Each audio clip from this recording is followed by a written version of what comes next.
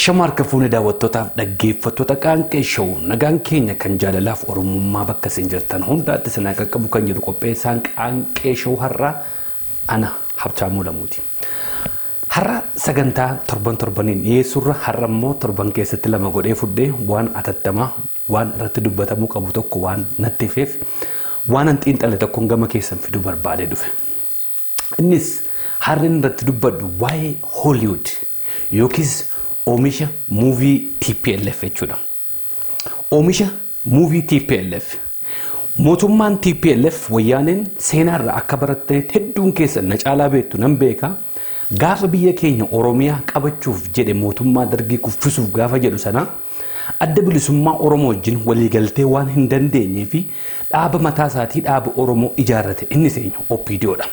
OPDOon dhaaba adda bilisummaa Oromoo ittiin dhabamsiisuudhaa fi uummata Oromoo ittiin gabroomsuudhaa fi mootummaan TPLF dhaaba ijaarrate keessaa dhaaba isa tokkodha. Haa ta'u garuu waggaa tokko gidduutti adda bilisummaa Oromoo cabiinsa dargii booddee guutummaa Oromiyaa keessatti sammuu ilmaan Oromoo hundaa keessatti lafa taa'ee jira. Adda bilisummaa Oromoo dhaaba ummata Oromoof qabsaa'u, dhaaba ummata Oromoof quuqamu, dhaaba mirga Oromootiif quuqamu, dhaaba uumama biyya lafaatiif quuqamu, dhaaba ollaasaatiif ummata Oromoo ollaa warra jiran sabaaf sablammootaan dhaaba quuqamu ta'uu wayyaaneen akka gaariitti beekti. Kanas gadaa adda bilisummaa Oromoo seeraaf heera sirna gadaa inni dhufee nu barsiise sanaan bulmaataan akka deemus ummata Oromoo barsiifateera. Kanaaf egaa adda bilisummaa Oromoo sammuu ummata Oromoo keessatti yeroo xiqqootti galee keessaa ba'u dideera. Ummanni Oromoo inni dhugaan ifeef ummanni Oromoo sabboonummaa Oromummaa itti dhagahame cuufti adda bilisummaa Oromoo akka dhaaba mataa isaatii adda bilisummaa Oromoo akka falma gaachana ummata Oromootti fudhattan. Mootummaan TPLF kana wanta beekuuf adda bilisummaa Oromoo kana ummata Oromoo keessaa dhabamsiisuudhaaf adda bilisummaa Oromoo sabaaf sablammoota biyya Itoophiyaa keessa jiran hundaa wajjin walitti buusuudhaaf ummanni Oromoo akka isaan nagaan qabaanne gochuudhaaf ummanni Oromoo biyyattii Itoophiyaa kana keessatti daangaa jiru hundumaa ummata Sumaalee, ummata Benishaangul, ummata Amaaraa, ummata Walaayittaa bakka hundumaatti akka nagaa hin arganneef muuvii mataa isaatii qopheeffate. Sababiinsa ummanni Oromoo nagaa yoo argate wayyaaneen nagaa argachuu hin dandeessu. Ummanni Oromoo tokko yoo ta'e sabaaf sablammootaa wajjin tokko yoo ta'e wayyaanee waan ofirraa kuffisuuf adda bilisummaa maqaa adda bilisummaa Oromootiin ummata Oromoo nagaa booressuu ummata Oromoo maqaa shororkeessaadhaan addunyaa irratti sabaaf sablammoota irratti xureessuu wayyaaneen kan eegalte muuvii seen jalqaba baaste tokko isa kanaadha. Muuviin kun naannoo Calanqoo Baddannoo keessatti godhameedha. Addi bilisummaa Oromoo qabsoo bilisummaa Oromoo shaffisiisaa jiru kana achi qabuu fakkeessanii akka inni sabaaf sablammoota fixu, akka inni uummata Oromoo ajjeesu, akka inni uummata Amaaraa ajjeesu, akka inni uummata Benishaangul, uummata Affaar, uummata Sumaalee ajjeesutti wayyaaneen muuvii mataa isheetii dalagatte. Isa kanaga inni oomisha muuvii wayyaanee yookiis Hollywood jedheef. Kana har'a maaliif dubbatinaan jechuu dandeessu? Muuviin kun kan dalagame waggoota 20 dura ture. Yeroo qabsoon biyya keessaa haala cimaan oo'ee adda bilisummaa Oromoo chaarterii keessaa ba'e sana keessa ummata Oromootii fi ummata sabaaf sablammoota biyya keenya keessa jiran adda bilisummaa Oromoo wajjin walitti buusuuf muuvii dalagameedha. Namoonni yeroo sanatti dhugaan hin himneef tokko muuvii kana ilaaluun akka waan dhugaatti fudhatanii akka waan sirriitti fudhatanii yeroo sanatti dhaaba adda bilisummaa Oromoo jibbiinsa sammuun isaanii keessa taa'eera. Haa ta'u garuu dhugaan hin qallatti malee hin cittu inni jedhame dhugaansaa ba'aa dhufeera.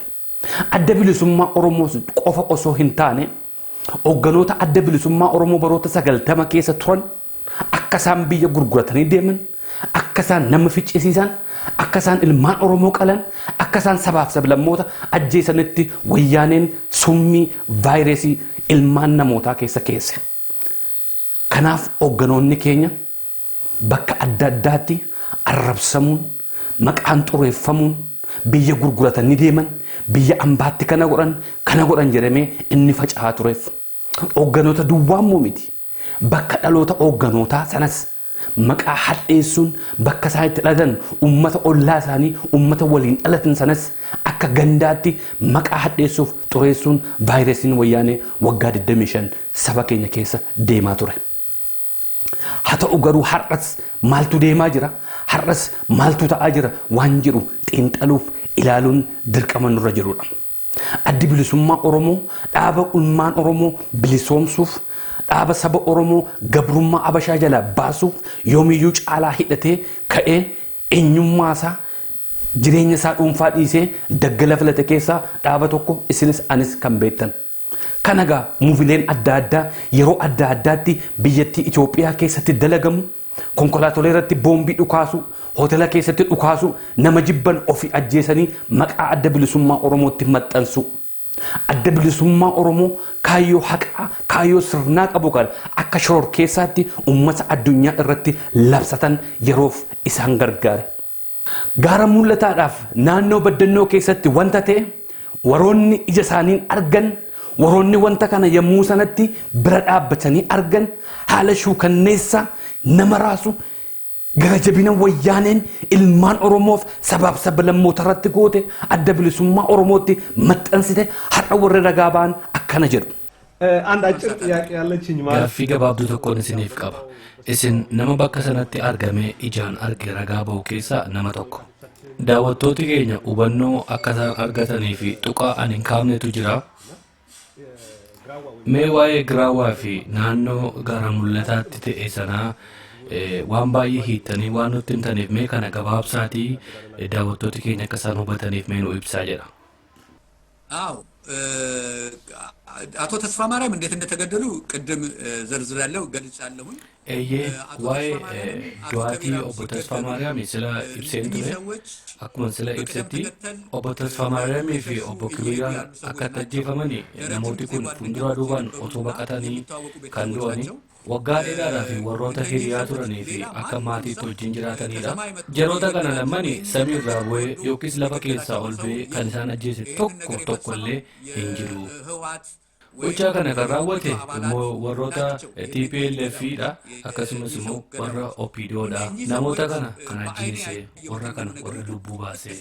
Yeroota kana waan ija kootiin argisitti immoo yeroon arge lafarra ciibsamanii anis mucaan isaanis waliin agarreerra. Yeroo reeffa isaanii kana agarru harki isaanii miidhamne turre. Adda isaanii gubbaa bakki dhaames ni mul'ata. Laphee isaanii tokko bakka tokkorratti dhiigni mul'ata. ጭንቅላታቸው የፈረሰ namoota sammuu isaanii baqaqes hin jiru. Namoota lamman siin jedhu reeffa namoota lamman kana alas namoota 8 haga 9tti yoo dogoggoruu baadhes achitti argeera. Lamaan isaaniis argeera. Garuu yeroo sanatti harki isaanis miilli isaanis hin hidhamne. Garuu reeffi isaanii hanquuftuu boolla jedhamu sana keessaa yeroo ba'u televizyiiniidhaan namoonni waraabamaa ture sana dhaabbannee ilaalaa turre bakka sana. Garuu boolla sana keessaa yommuu isaan baasaa turanii namoonni kun harki isaanii hidhame. Inni kaan mataan tarsa'ee wayyaadhuma uffatan kana wajjin ture boolla keessaa yommuu sanatti kan ba'aa turani. Dubartootis dhiironnis boolla kana keessa harkifamanii ba'aa turan.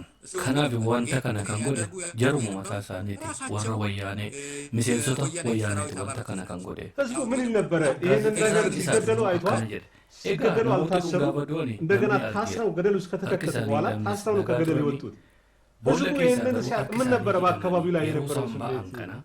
Muuviin kun hundumaan yommuu dalagamaa jiru namni naannoo sanatti argamu maal jechaa ture eeyyee namoonni hin dubbatu namoonni akkuma kan argan yeroota kanarraa baqachuudha hammanuu danda'ame jechaa turani. Namoota kana tasuma amanuu hin qabnu jedhaniiti namoota warroota wayyaanee kana baqachaa kan turani. Yeroo sanatti miseensuma biiroota guddiyyuu namooti fedhii hin qaban turani jaalala isaanii maleeti. Sababiin isaas gochaa kan akka gaariitti waan beekaniif sochii godhamaa ture ni beeku maal akka irra ga'ees uummati sirriitti beeku. Haa ta'u garuu sana boodas immoo bakka calanqootti wanti godhames waanuma wal fakkaatutti godhame. Garuu walii isaaniin akka isaan wal nyaatan waliinis akka isaan wal ajjeesan godhaniiru jarri kuni. Waan kanas kan uume jaruma waan kanas kan godhe jaruma. Hojii keenya jedhanii waan kana kan raawwatu waajjiraalee bananii jiru warri wayyaanee. Gochaa akkanaa kan akka beddannootti godhame kan hundumaa godhanii namoonni sanarraan gara isaaniitti akka dhufuu fi waajjira bananii sirriidhumatti dalagaa kana dalagaa jiru. Olaantummaa aangoo siyaasaa argachuudhaaf muuvii yookaan immoo dalagaa dalagamuudha kuni. Har'a qabsoon bilisummaa Oromoo biyyattii keessatti fincilli haala cimaadhaan oo'ee jiru waggaa 25 guutuu gidaara ta'ee ilmaan Oromoof ilmaan Amaaraa gidduu kan ture sun hundumtuun diigame diina keenya isa guddaan diina keenya inni tokkoffaan mootummaa TPLF ta'u ilmaan Oromoof qeeroon Oromoo walii galanii qabsoo isaanii shaffisaa jiru. Maarree har'a wanta kana irratti haasa'amuun kan nu barbaachiseef muuvilee isaan dalagachaa jiran muuvii isaan gochaa jiran ilmaan Oromoo sabaaf sablammoota wajjin walitti buusuuf maqaa dhaabolee hadheessuuf maqaa hogganoota qabsoo hadheessuuf maqaa beektota Oromoo hadheessuuf waggaa 25 guutuu deemaa turedha. Waan agarre waan nurragee waan dhageenye hundumaa irratti kan dubbachaa jirru. Hogganoonni adda bilisummaa Oromoo yeroo sanatti dhaloonni isaanii bakki dhaloonni isaanii abaaramaa kan ture wayyaaneen oppiidiyoota ijoollee naannoo dhiyaa ba'atti geessu ijoollee ba'a dhiyeetti geessu kan kibbaa kaabatti geessu kan kaabaa kaabatti geessu Oromoota gidduu amantaadhaan gandummaan walitti bu'uun wal nyaachuun waggaa 25 guutuu waan nurra turedha. Har'a nuti hundumaa kana keessaa dammannee Oromoon tokkummaa keenya cimfannee utuu amantaa gandaan waliin qoodin wayyaanee irratti socho'uun qubee jiraneeshin haalli dargaggoonni ammaa kun gochaa jiran isaan keessaas haala fuuldura duubatti sooshaal miidiyaa bakka adda addaatti qabsoo bilisummaa Oromoo shaffisiisamaa jiru kana qeerroo biyya keessaa godhaa jiru kana keessatti haala nama tokko nama laallu keessaa nama tokko jira innis dargaggeessa Jawaar Mohammad. Har'a wantin haasa'uu barbaade waa'ee Jawaar duwwaa miti waa'ee Jawaar haasa'uun waa'ee Oromoo haasa'uudha. Wanti natti dhagahamee dubbatame fiilmiin waggaa 25 guutuu mootummaan TPLF dalagate har'as jalqabee jira.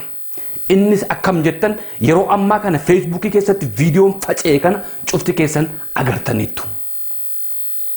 Hedduun keessan tuffattanii bira darbuu dandeessu. Sababiin isaa fuula dubartii kanaa gaafa agartan. Sababiin isaa dhaabbii dubartii kanaa gaafa agartan. Sababiin isaa haala isheen ittiin dubbattu gaafa agartan dubartii kashalabbeetu waraabee kaa'ee jechuu dandeessu. Sababiin isaa isiniif viidiyoo waraabuun salphaa waan ta'eef namoota biyya keessa jiran namoota iddoo adda addaa jiran kanaafis akkuma isiniif salphaate isaaniif salphaa isinitti fakkaate ta'uu mala. Har'a ani waa'ee nama tokko lallabuuf otoo hin taane waa'ee dhimma Oromoo haasa'uudhaaf jireeti. Muuviin TPLF nurratti daladdu kun yoom dhaabbataadha?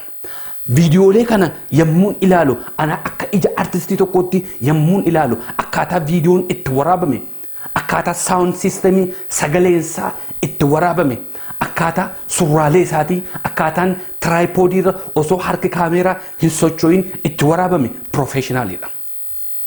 Maarree Jawaar akka adda bilisummaa Oromoo biyya keessatti qabsaa'ee nama qalee nama ajjeese akka godhe jedhamee gochuu waan hin dandeenyeef gama kanaan dhufuu danda'u jedheen shakkii mataa kootii fi waan irra geerraan isinitti dubbachuu barbaade.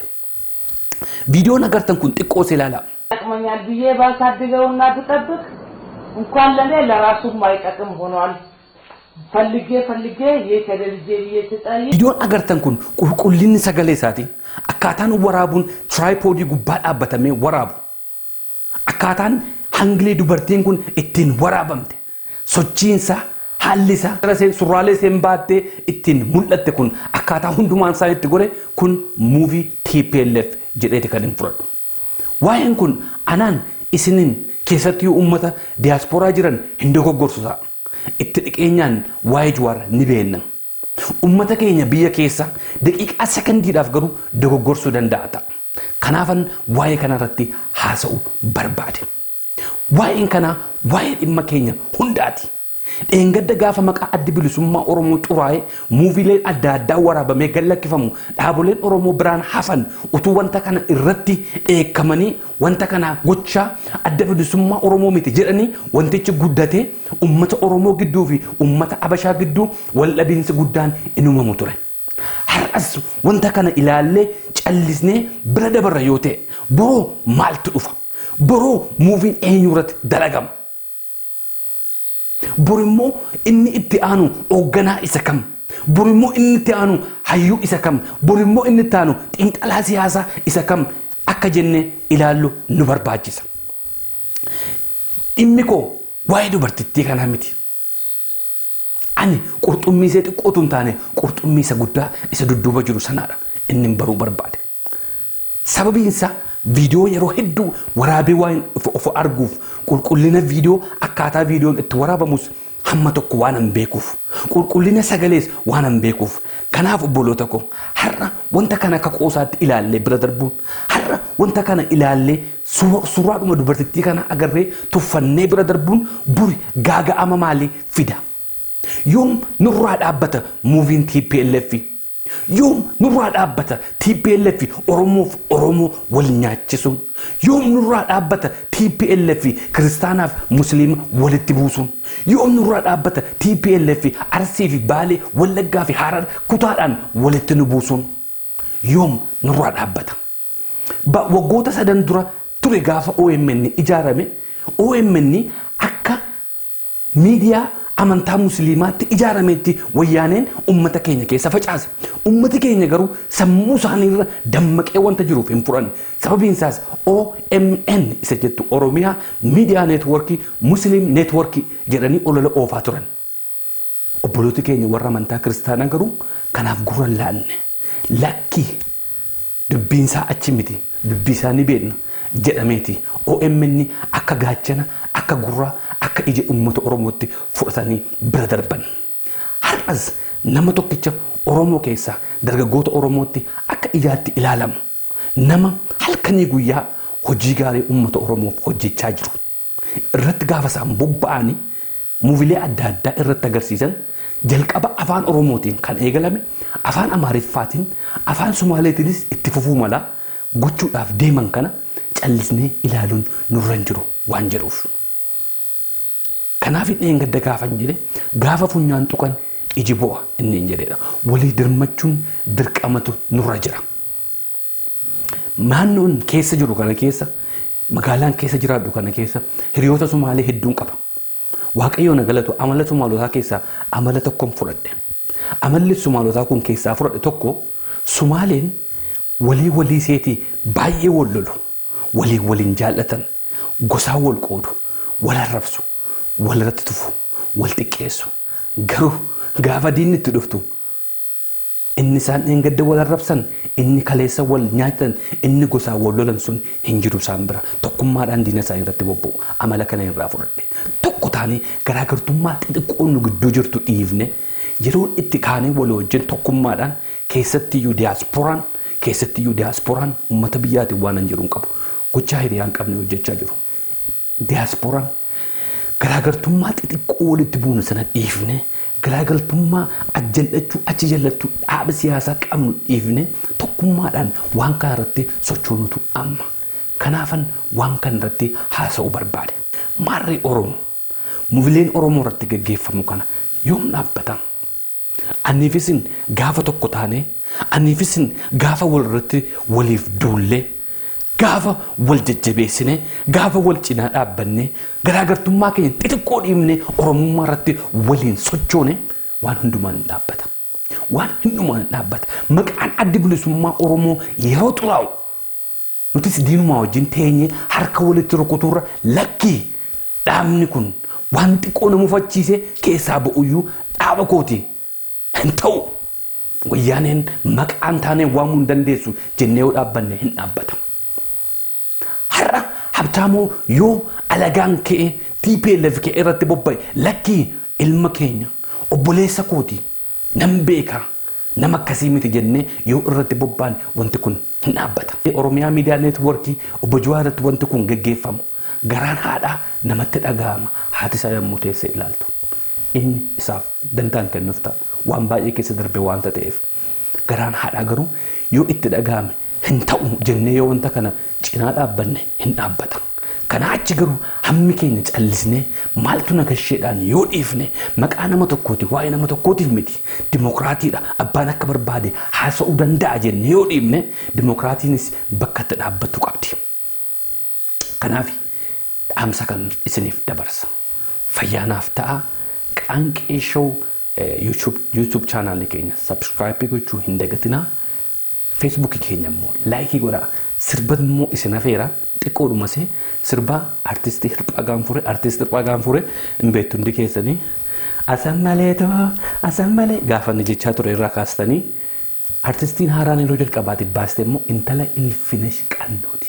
Intala Ilfinesh Qannoo Tolasaa Badhaasa Kirsinaa kaasanii ilmaan abbaa tokko gargar nu qoodanii ilfoo intala Ilfinesh Qannoo daangaadha.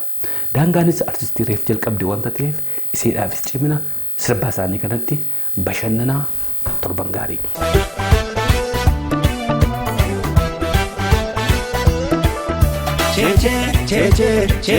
Cheche diya varda tutto biya varda galata wawaga moti makariba yoda besamale etu gota jibba cheche karanjaluna kutlimo marfata gota kafaisa chichi modalata cheche karanjaluna ku shugute na gesa hormoro modufe dafa jaladesa cheche murte fatuma le takka garan resanyi tade birukam na gota mirre cheche mogor ke sanati shanona gaiti gonna kafaisa dagasa wagiti cheche kan guddisa tolle yom lamira de sai memma ke banne alamu kitte se sambe mali oromia kesa cheche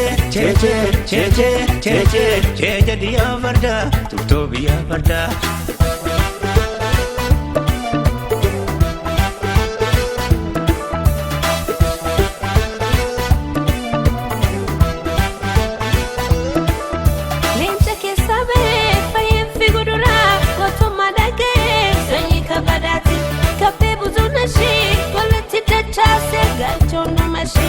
cheche warra gara katu gara ishide dugara misati adunya tibe cheche hada gota dese lamif gumachite hati mana gota shifarsite cheche kabenya sinise ilma yom barsise ilma lamif de yom lamif rade se jette dadati ka hati fayo de cheche mogor